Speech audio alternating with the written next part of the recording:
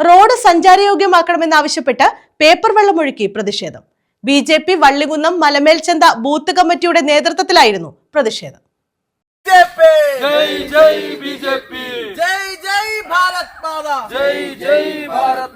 അധികാരികളെ അന്ധന്മാരെ, റോഡാണോ തോടാണോ ഇത്? റോഡാണോ തോടാണോ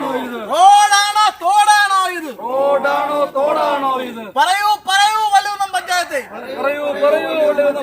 എവിടെ എവിടെ ഗ്രാമപഞ്ചായത്ത് മെമ്പർ, എവിടെ ഗ്രാമപഞ്ചായത്ത്?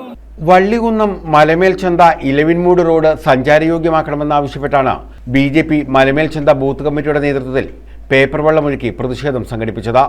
BJP ചാരിമൂട് മണ്ഡലം പ്രസിഡന്റ് G. ശ്യാംകൃഷ്ണൻ സമരം ഉദ്ഘാടനം ചെയ്തു. ബൂത്ത് പ്രസിഡന്റ് ബിജു അധ്യക്ഷത വഹിച്ചു.